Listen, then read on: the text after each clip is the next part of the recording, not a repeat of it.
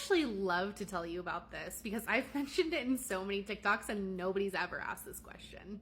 So I'm going to preface this by saying that I am not sponsored in any way. I don't get paid to tell people about this. It's just been such a godsend for my family that I am happy to share it with anyone who's interested. I'm also going to say that you do not have to spend any money for this. It is not an MLM. There's no pyramid, nothing like this. It is 100% legitimate, but it is difficult to break into if you don't take it seriously. So AI analysis, or data annotation, as it is frequently referenced as, is basically teaching / training / verifying AI prompts and responses for things like instruction following, completedness, safety / harmfulness, language quality, that sort of thing. I use a platform called Data Annotation Tech. You can Google it, look it up on Reddit. It's 100% legitimate. It is just freelance work. It's gig work, just like driving for Uber. So if you're interested in doing this, there's two different types of opportunities that they have. One is coding and one is non-coding. I don't know how to do coding, so I do the non-coding, and it pays me anywhere from $20 to $30 an hour.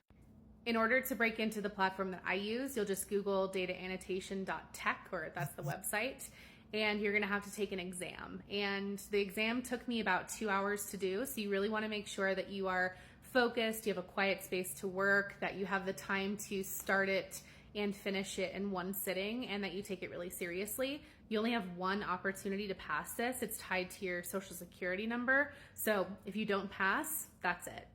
The exam is essentially evaluating your ability to make judgments, creative writing, critical thinking skills, that sort of thing. And so you want to do the absolute best work you have ever done in your entire life on this exam, because when you pass, then you move into the qualifications, which is really like a practice exam for what you'll be doing on the platform, and that's the AI analysis. If you take that second exam and you don't like it, that is the work that this is. So just a heads up, if you don't see yourself enjoying it or wanting to do anything like that, that's the job. So, do with that information what you must. But if you pass the exam, then you get entrance into the platform.